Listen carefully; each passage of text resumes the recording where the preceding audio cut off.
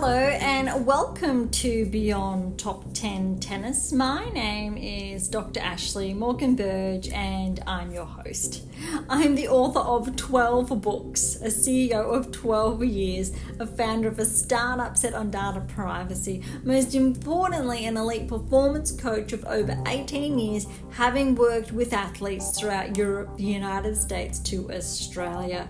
Most excitingly, I am the world's leading scientist on coach and athlete performance, specifically behind how to develop a top 10 tennis ranking. My work includes everything from mitigating injuries to conditioning behaviors that set a player up long term for the long game towards a top 10 tennis ranking.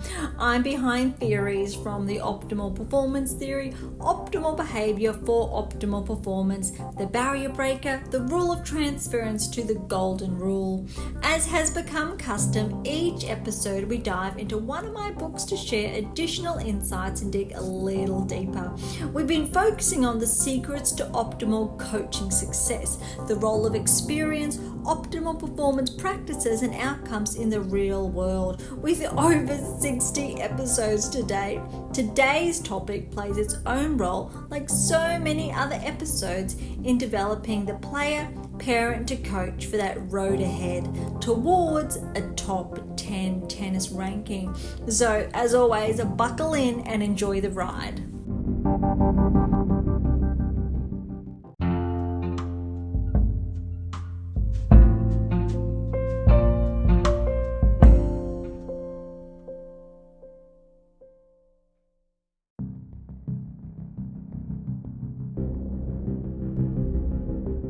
Thank you so much for joining us today. Oh my goodness. If you are new, thank you so much. But if you've been with us for some time now, thank you so much from the bottom of my heart. But then you also know where that oh my goodness has come from. It has been now an entire, I want to say 1 to 2 weeks since the release of my latest book, How to Develop a Top 10 Tennis Ranking. And it has been incredibly exciting, surreal, many mixed emotions on multiple fronts, because again, if you're familiar with a handful of our episodes, you know that it has been quite an extensive task. It has been 11 years in the making, 8 years of putting it together, building the complete collection. And even though this is my 12th book released, it still is such a phenomenal achievement in its own right that it is now out there. And I think it has to be one of my best yet. And I say that with the most genuine and sincerest intention, because it was so exhausting in the best possible way, because it was so complicated. And I think most of us can appreciate the road towards a top 10 tennis ranking. It's not essentially easy. So piecing that all together with the data, of course, is incredibly extensive and equally important. To be able to do it, I think, justice in respect to not only piecing it together, but making sense of all of the data that's out there. So, and I've shared this example in previous episodes. I'm akin to, say, a Facebook or, OpenAI. And what you need to do to just really fine-tune that, to get down to what it's really saying. And so those of you who have already read now How to Develop a Top 10 Tennis Ranking, thank you so much. It is phenomenal. Those of you who haven't, though, there are a lot of key snippets in there, and it's so important to share, I think, these additional insights just to become familiar with, I guess, the process of the data collation to, I think, the scientific understanding, but also how it's really simplified to say, you know what, courtesy of the power of the eighth key, which is obviously the subheading, it is so incredibly, I think, powerful in equal amounts, because what has been done here is that I've broken down the key parts of the data to how to develop that top 10 tenants ranking, and then built 8 specific keys that correspond with their didactic modes, which is essentially how we learn. And I know it's really early to get into, but each and every episode we share that humanized approach. And here the applicability is how humans learn, so how individuals learn. And one, I think, key reminder, whether it is for that the coach, the player, the child, the parent, is to remember that every single child, human, individual, adult learns differently. And that's so important. And it really underscores why some phenomenal players never crack it into the top 10. They never cross that threshold. And it really underscores the power of the golden rule. It really amplifies the importance of a good coaching pedagogy to the differentiators between an elite coaching pedagogy. So, and we simplified that, and I've shared that in previous episodes, by let's look at your baseline understandings. What is essentially your coaching philosophy? Does this correlate with and include and incorporate the 8 keys? Are you continuously embedding them in your coaching practices? Now, we've had episodes on coach education. So I'm sure you can see here, which is a really good example, that if you do not have a generalized understanding of these concepts, that your ability to integrate these 8 keys, it's not very strong. Because what we want to do is to make sure, one, you've got access, and now the access is here because all 8 keys are available. But then we want to make sure you have that understanding. So to build that understanding, that is where the complete collection comes in. So it really fills a gap in the coach education framework or structure globally. So irrespective where you are based in the world, Australia, Europe, North America, South America, Africa, it does not matter where you are based. But what we do know is that each coach education provider globally or universally, depending how you want to phrase it or word it, is problematic. And I say problematic in respect to no coach education provider has access to this, nor are they integrating it, because one, it is new, so it's come about. 2 is that we're not affiliated with any coach education provider, because we wanted to make sure you have access, irrespective of where you're based in the world and or who you are affiliated with. It does not matter. And these are core overriding, I think, principles to make sure, irrespective where you're based in the world, you have the opportunity to progress towards a top 10 tennis ranking, because these 8 keys comprise of the toolkit.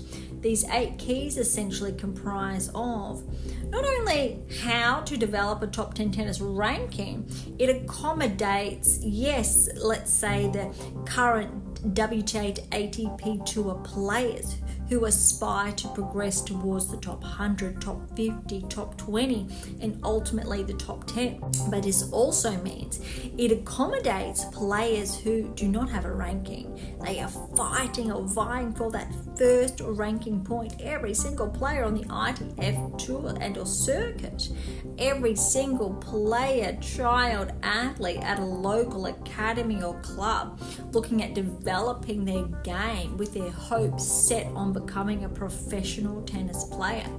These are the guideposts to live by, to abide by, to ensure you stay the course of the pathway and the long game that both are laid out in equal measure on AMA International for those who are not familiar. But what's really important here is integrating these key foundations, because what we do know is that if you are a player, let's say under 18 years of age, and you are not integrating these keys, it makes the likelihood of your smooth and fluid transition towards a top 10 tennis ranking more complex and or complicated, because you have a lot of regressing to do before you can progress. And what I mean by that, recall in previous episodes the argument around, say, the 10,000 balls and what it means to automate a skill, what it means to develop a serial skill, and the role of these discrete skills. And I can guarantee you, each and every player out there within this age range, you will need one of these discrete skills at a very minimum to regress, because you're going to have to relearn that new skill. And what that essentially means is that if you need to regress or relearn that specific discrete skill, that serial skill is temporarily compromised. And so what we mean by that, and one of my favorite examples could be with the serve.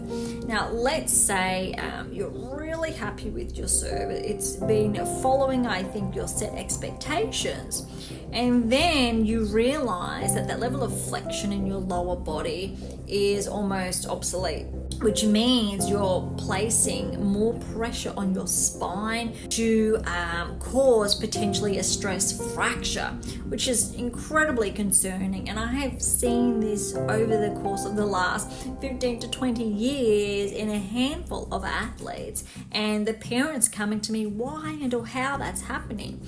And simply because most coaches do not understand the role of the kinetic chain and or functional movement, I think, principles to parameters, how we need to modify a specific technique, certain accommodations we need to make for the individual and or the athlete to ensure they can obviously reach those peak performances.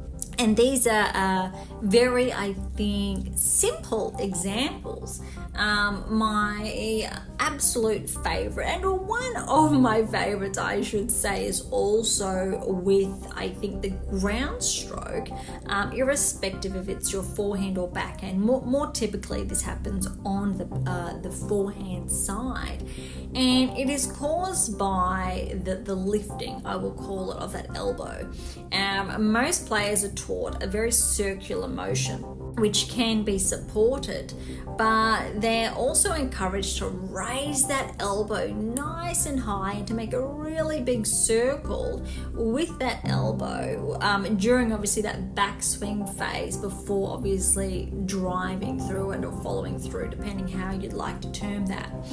But what happens to be problematic here is when that elbow lifts, when that elbow lifts above shoulder height. Now, when that happens, that's not a functional movement. You are compromising that shoulder, and you're putting additional stress again on that shoulder, which can lead to impingement, which can also lead to other issues, which I will not get into. And more commonly, that shoulder pain and or discomfort is associated with the serve. And given it also can happen with the serve when that point of contact is not as it should be. So typically when that ball is, I think, too far, obviously, internal, external, or behind. But specifically on the ground stroke, when that elbow lifts too high, you are setting yourself up for an injury either within the given season, depending on the severity, and or if you're lucky, over the course of the next couple of years. And it's obviously, it's not lucky, it means that between, let's say, that 2-3 year time frame, and if you continue to use that technique, your shoulder is going to steadily break down. And so the likelihood of you following that long game in the pathway and progressing towards a top 10 tennis ranking is already at risk, because by the time you're 17, 18, that's when you're going in for surgery, and or you're already rehabilitating that shoulder. And for me personally, that happened, I want to say around the time I was 19, 20, I think maybe 18, and unfortunately it ended up being ongoing, and it did not end very well. And I've shared, I think, more on that in previous episodes. But more concerningly, I think, when we're broaching this, is when I look at social media and different, I think, performances, whatever's obviously on the feed, is that I want to say 9 out of every 10 players, specifically in that junior age range, so let's say 18 and under, lift their elbow too high. There are a lot of, I think, players towards, I think, the later teens to early 20s that also do this, which is equally concerning. And the cause for concern here is that if you have your sights set on that top 10 tennis ranking, of course you are compromising the likelihood of that progression. Now, is there a chance that you will progress toward the top 50, the top 30 with that type of a technical inference? The answer to that is of course. Of course there is a possibility. However, I definitely cannot guarantee you that it's not going to be troublesome with the complications with that shoulder. It could potentially get quite painful over a set period of time. But more so, I can tell you, the likelihood of you entering the top 10 is incredibly small. And I say, why? Why is that the case? It's because when we're looking at the new technical parameters to implications in this latest book, so How to Develop a Top 10 Tennis Ranking, and it's also been discussed in previous texts, especially the Science of Elite Performance, so the What Is Your Game Missing series, I'm Your Tennis Coaching Guru, the 7 Keys to Optimize Your Life. All of these books encompass this specific technical parameter, which has direct correlations with a top 10 tennis ranking. And specifically, so full circle here, we go back to the discrete skills, the serial skills, and these are specific discrete skills that obviously comprise of then that serial skill, and which means that if you are overextending that elbow in, I think, this specific case, and or using that serve example, even because we're obviously accounting for the rule of transference. Those of you who are not familiar, please recall previous episodes. So when we factor this in, you cannot, the likelihood of you integrating to applying this technical parameter whilst overextending it does not work that way, because when you adopt this new technical parameter, you are also limiting the likelihood. So recall, I think, in the introduction, how it shares that my work is also responsible for mitigating injuries. This is one example.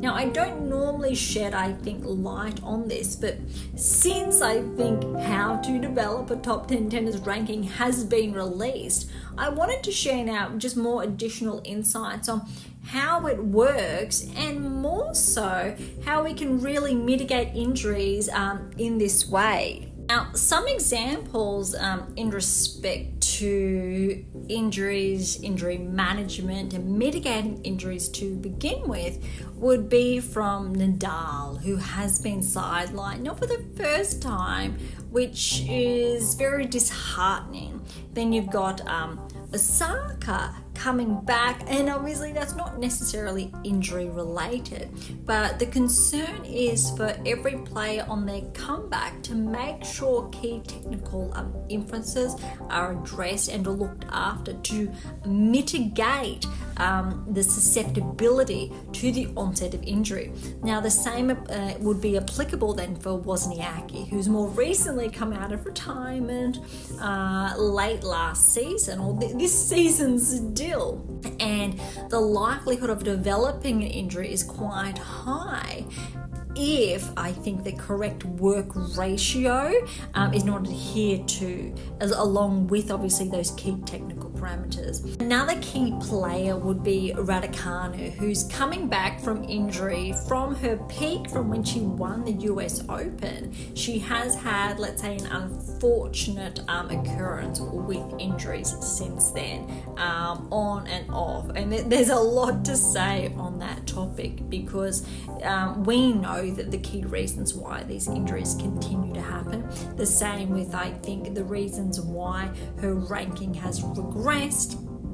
And there's a lot to unpack there, but definitely her current ranking obviously aligns with her performance, in that if she wants to secure that top 20 tennis ranking, irrespective of that Grand Slam win, there's a lot of work to be done.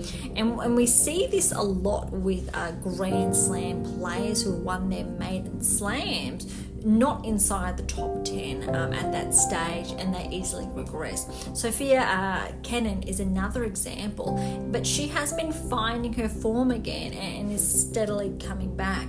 Now, the likelihood of her continuing this progression and or ascension is quite high if she maintains course with the pathway and the long game in conjunction.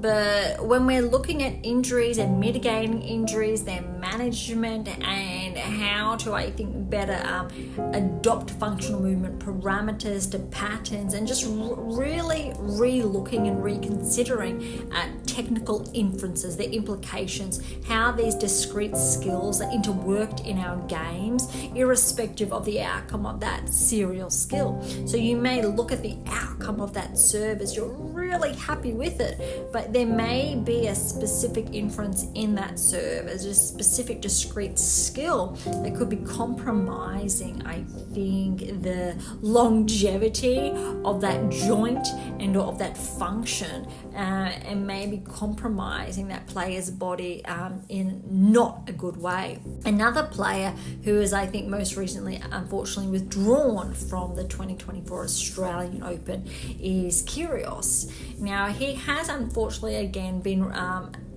susceptible to a handful of injuries this past season since his peak performance in that Wimbledon final. And whilst his game is incredibly responsive with a huge potential here, we can look at the susceptibility to injuries and where that has come from and or why.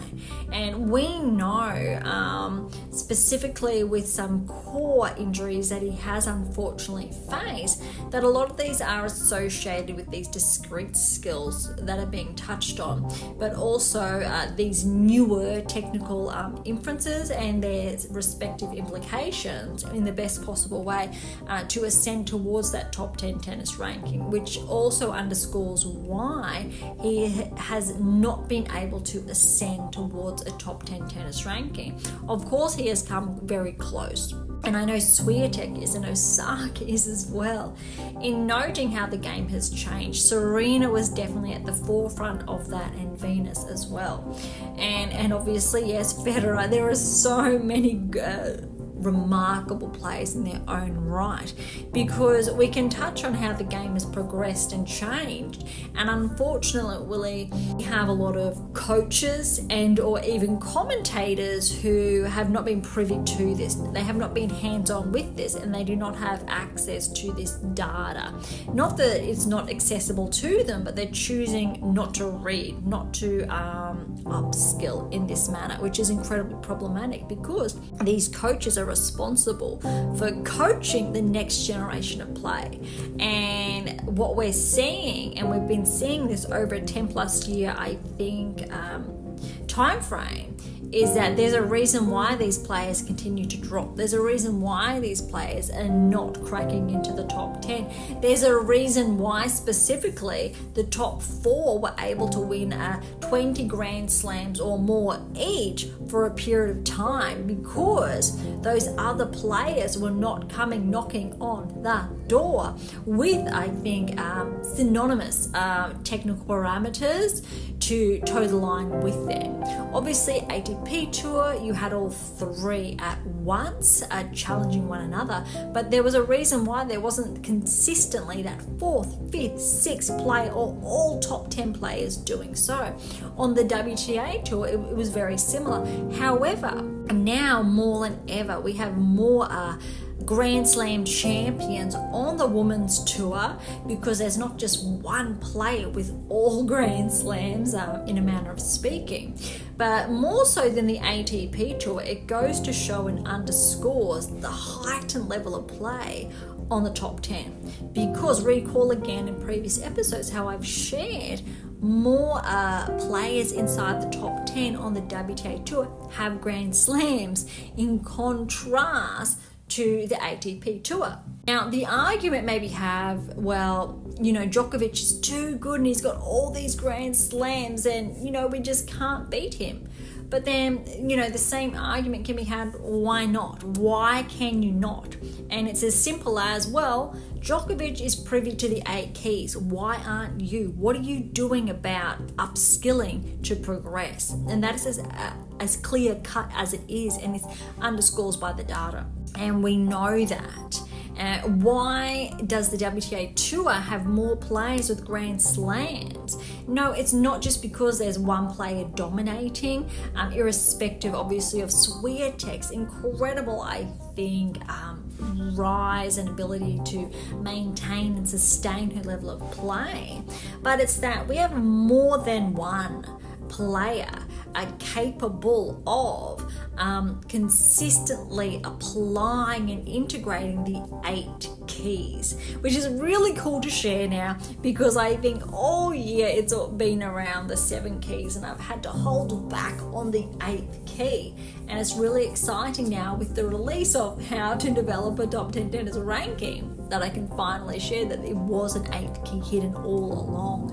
And it really goes to show that the argument about, this one player is just so phenomenal, it's not taking anything away from them. But what it says is that, of course, they're phenomenal because they are integrating all 8 keys, and we know, and we've got the data to back that. And that's the most exciting part. And we have this specific blueprint as a concise pathway towards that top 10 tennis ranking in this explicit text. And so it shows you, if you are not following this pathway or integrating this specific key and or this specific action and or step, no, that top 10 tennis ranking is not on the table. We also know why certain players are ranked outside the top 200 and stay there with specific correlations. We know why players ascend towards a ranking inside the top 50 and stay, but they never edge close enough towards a top 10 tennis ranking. So we know these key differentiators. We know why the top 20 is so unique in respect to the rest of the playing field, but more so we also know what separates the top 20 from the top 10. Why players in the top 10 regress towards the top 20 and they struggle and or they hover between. So again, recall, and I think in the last, I'll say 1-2 episodes since, because those of you who are familiar, we do record slightly in advance, so it does fluctuate between 1-2 weeks. And what we're saying is that 92% do not know, and I've shared that again in our previous episodes. And so what that means is 8% know. 8% of players know, but when we're looking at the top 10 specifically, we have that 2% margin. And essentially that represents 2% of players inside the top 10 who will regress each and every season because of. And that also leaves room for those barrier breakers. So those players ranked inside potentially the top 20 who then cross that threshold, which is incredibly problematic for players inside the top 10. Now, let's circle back to the mitigating injuries and the management, and when we're looking at those technical implications, because I'm probably just as excited as any one of you to see Nadal back on court. And it's merely now, when this goes to air, roughly 1-2 weeks away, which is incredibly exciting, and I'm personally looking forward to it immensely. But we also know when such a toll and load has been placed on a body over an extended period of time, these things can happen and or do happen. And it's so important to factor in here genetics. And I say that very, I think, loosely but also sincerely, because again, recall that humanized approach. We're all individuals, so again, how we all learn differently. And obviously there are crossovers, cross sections, etc. We're all very similar but all quite different and unique in our own way. But also our bodies are very similar, which means some of us are incredibly limble. So I'll use the example of some of us can touch our toes and others cannot. Some of us it takes a few tries, others we can only get our fingertips to our knees, and others can place our hands flat on the ground. So when we're looking at the tennis player, and again over a longer period of time, these let's say limits or sub-limits begin to show, whereas the player who potentially can place their hands on the ground, and if they are aligning with all 8 keys, their longevity is going to be slightly higher, as well as if they've been incorporating key technical parameters.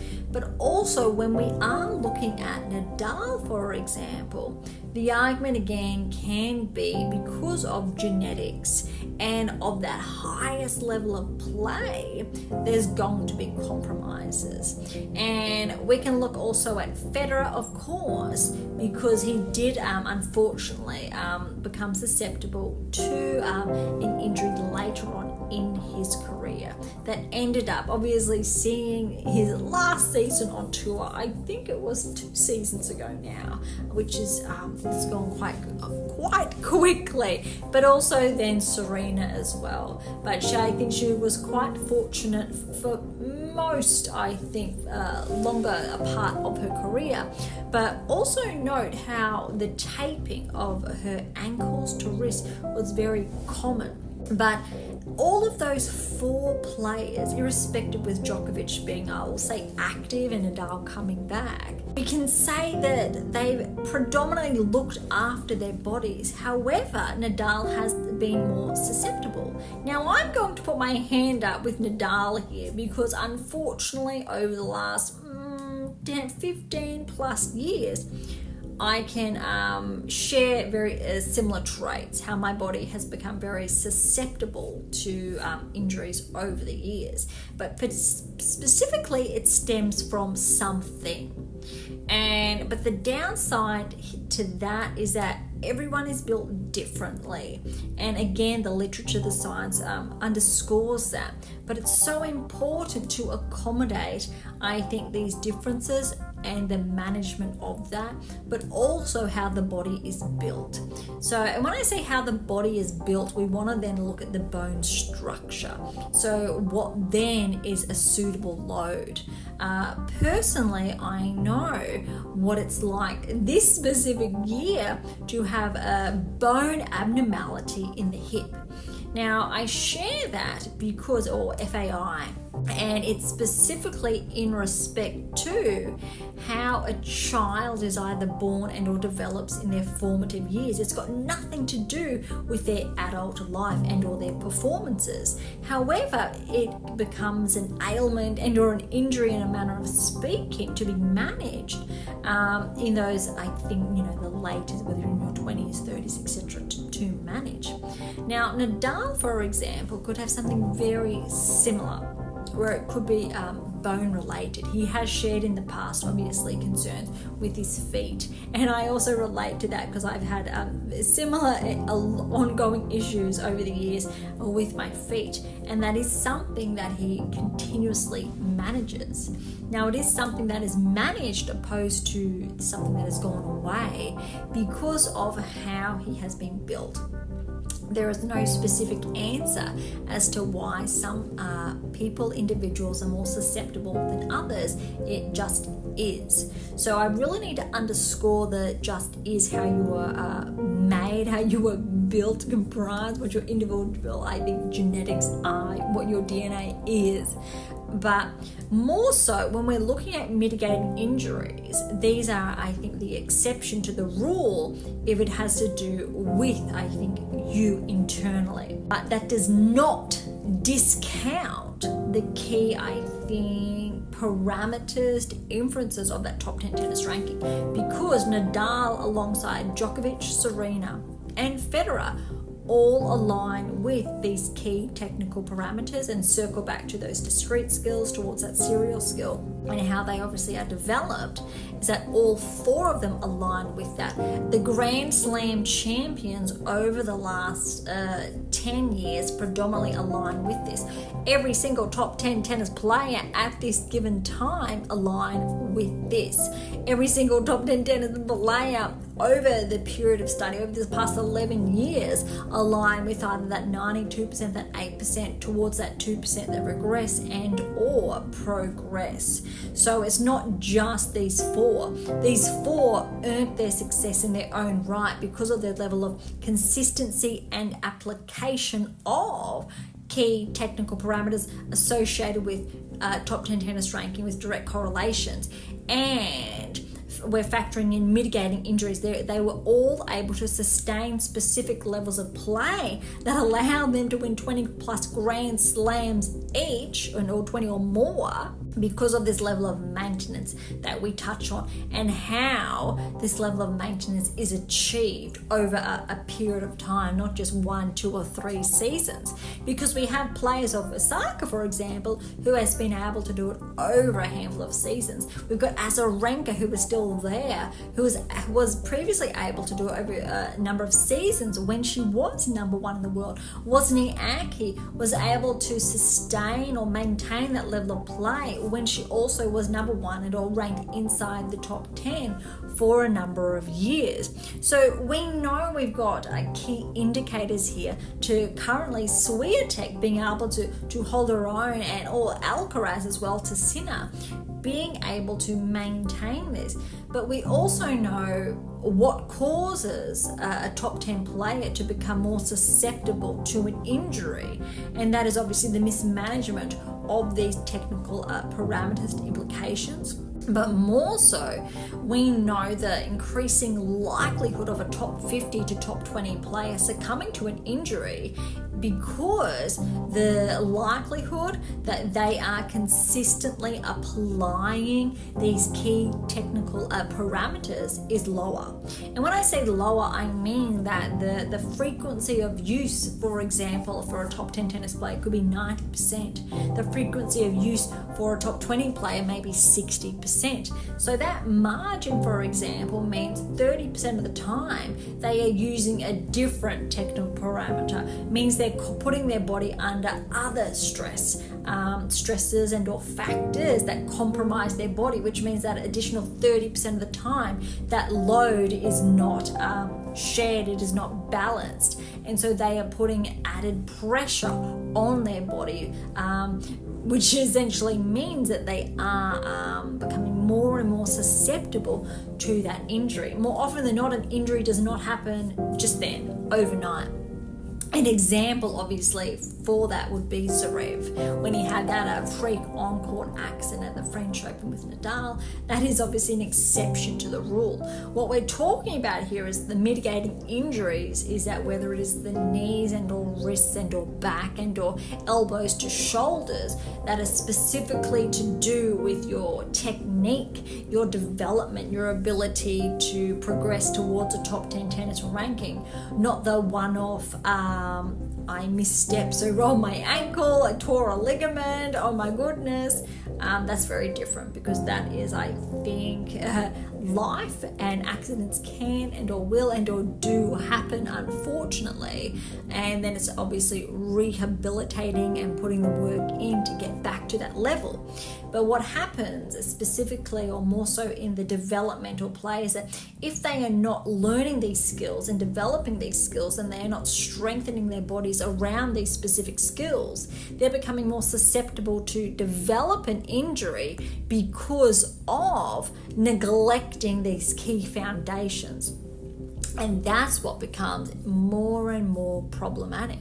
When you have an elite level play inside the top 100, we know specifically, and I dare I say definitively, that they are not applying these key technical implications. We know that, and the data underscores that, and that is why they're 100 to top 80 in the world, for example. And we know specifically what allows a player to progress towards the top 50, but why they are halted at, say, top 30 in the world. And there are specific rulers then that progress a top 30 player towards the top 20, towards the top 10. And obviously the end point there is how, is that blueprint how. And a little known secret is, and I have, I think, inadvertently shared this over the past 60 plus episodes now, is that I wasn't sure if I was ever going to share this blueprint.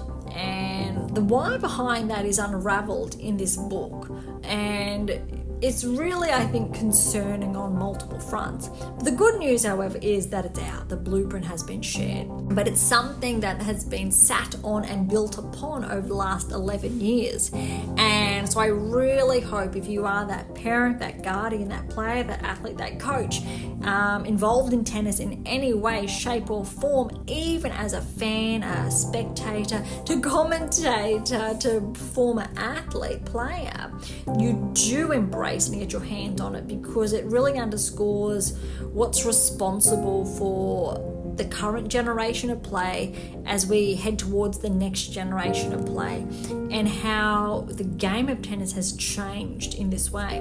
We've got some very well-known coaches who are trying to change the game of tennis, which I have to disagree with. And I say that because they do not have access to this data. They don't understand these inferences, these implications, and the why behind that. The different management, I think, that's of the game overall is very different.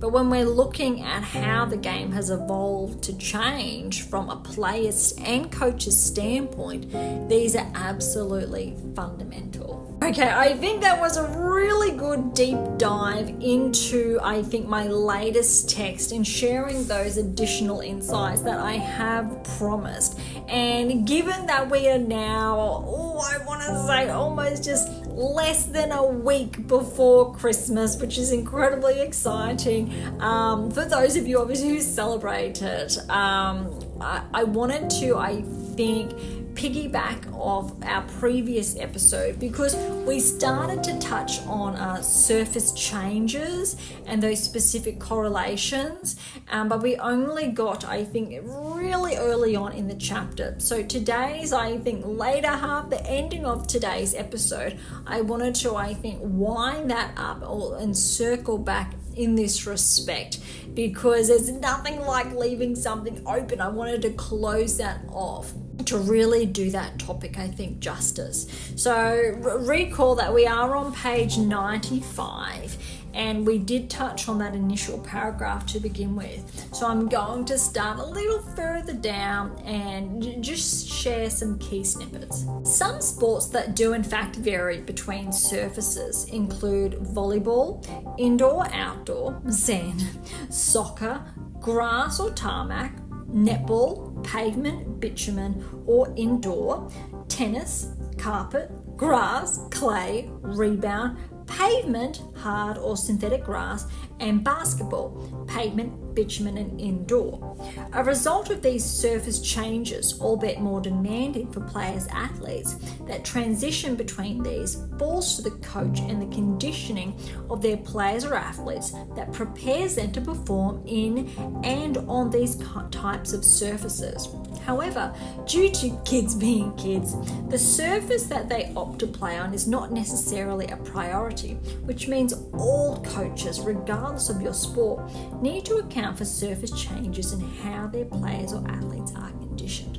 This is really important because, again, recall the later half of our previous episode, and I started to, I think, touch on, training for your environment, surface changes, and this is, I think, a key topic here because it's not just tennis. Many sports, whether it is, soccer to netball to basketball, there are those court changes. Specifically, I will say in the developmental years, more so for the elites or the professionals, it's more controlled, so more uniform. However, tennis is the exception with those 4 different surfaces typically throughout the year, even though I think it's arguable that the US Open to the Australian Open have very more similarities, obviously, in contrast to Wimbledon to the French Open. But where I'm going here, and again recall the previous episode, is that kids are going to be kids, so they don't care what surface they're on, they're just going to play.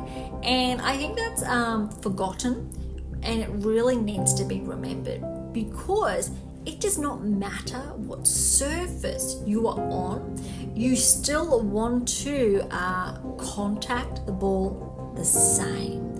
The only thing that will change in this respect is your movement and how you choose to make contact with the ball and your gameplay, so that scenario, your planning, your preparedness. So we're really looking at your anticipation and your preparedness in conjunction with and or to, because insofar as your technique is concerned, the technical implications, this is absolutely paramount to remember. So irrespective of what surface you are playing on, you do not want to compromise your body. It's not about hitting the ball higher. It's not about hitting the ball lower. It's not about, I think, changing your technique at a detriment to your body. It's about keeping your game, so specifically those technical inferences, uniform, that they are absolutely your game and in sync, in a manner of speaking. What changes between surface obviously is how you respond, which means if the ball is coming to you faster or slower, you're going to make that decision of hitting the ball obviously on the rise or before the second bounce, or just before, and it's so important to factor this in. One of the problems that I often see, specifically in players not inside the top 10, is that they're called a baseline player, so they hug the line. And what becomes problematic here, this is a very big secret, is that these players tend to compromise their point of contact. So they give up their ability to maintain those key technical inferences in contrast with and or to staying on the baseline and hugging the baseline at their detriment. And this often means they have not put the work into their footwork and or their speed and or their agility. And there's nothing worse, because you want to see a player continuously moving up, down, up, down, up, down, up, down, off that baseline, behind the baseline, up to the baseline, that continuous movement, because they are continuously changing and adapting to the ball that's coming towards them, but they are not compromising their technical parameters. And I cannot stress this enough. It is so absolutely important. Now, if you want further understanding about this or more explanation, I really encourage you to take a deep dive into the What Is Your Game Missing series. So that is, what is your game missing, what is your game missing now, and what is your game missing to win. That breaks down every single player on the WTA into ATP tour that has progressed towards the round of 16 of a Grand Slam or better. And it showcases indirectly how these 7 keys, before they were unveiled explicitly, influence their game and or why they are predicted, so recall our predictive analytics, to ascend towards the top 10, or why they are going to regress and or stay the same, why they have lost in the quarterfinals, or why they progressed to their first semi-final, and so forth. And it's really important to remember this. But if anything you take from today's episode, please remember the baseline. And I think we're running out of time again, so we're going to wrap up on that topic, because I think I've dropped a really significant secret here, and also obviously the correlations that we're privy to in the What Is Your Game Missing series. So as always, if you want to progress towards that top 10 tennis ranking, the blueprint is there. How to develop a top 10 tennis ranking is now yours. And lucky enough, this episode will come out just in time for Christmas, and you can get your hands on how to develop a top 10 tennis ranking directly from our website, AMA International, with our downloads ready. So as always, the 2024 season is just around the corner. Those key technical parameters, remember, full circle, individuals, we all learn differently. The importance of that coach, the athlete, the just embodying the new, I think, the technical inferences to those patterns of play, what we really need to be mindful of to mitigating injuries, and how fundamental I think these rulers are, specifically for players with their sights set on heading towards a top 10 tennis ranking.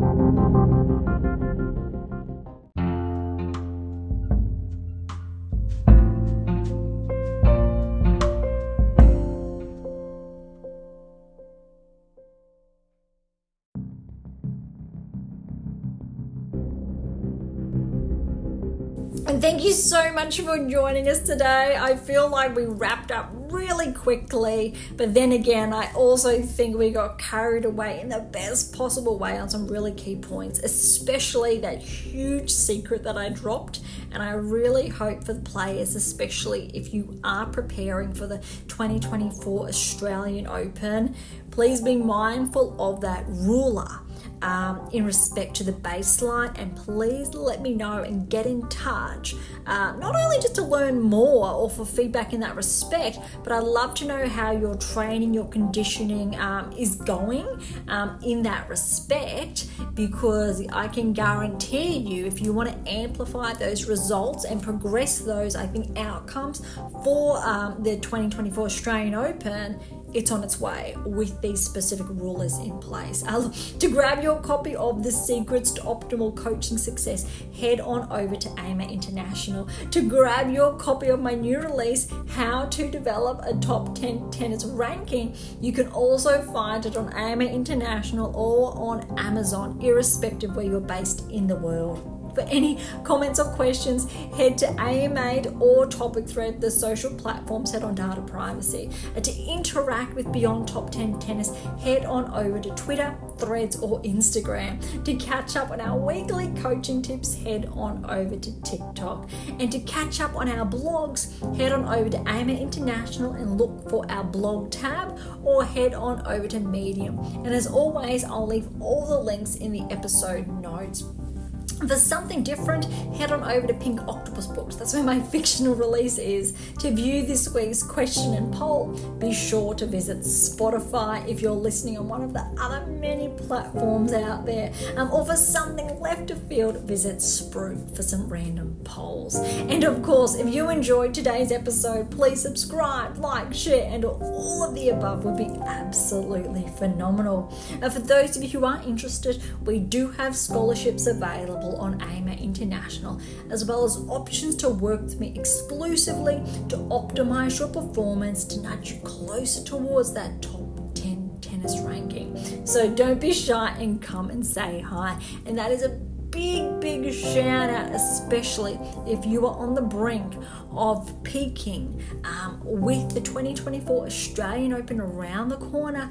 Don't be shy, because the best part is this is this one time of the year where you will be based in Australia. And yes, I'm also based in Australia, just around the corner, which also means if you are playing in the Brisbane International, please do reach out. On that note, thank you so much for listening. I'm so incredibly grateful. I am your host, Dr. Ashley Morgan Berge, and this is Beyond Top 10 Tennis, and I'll see you next time.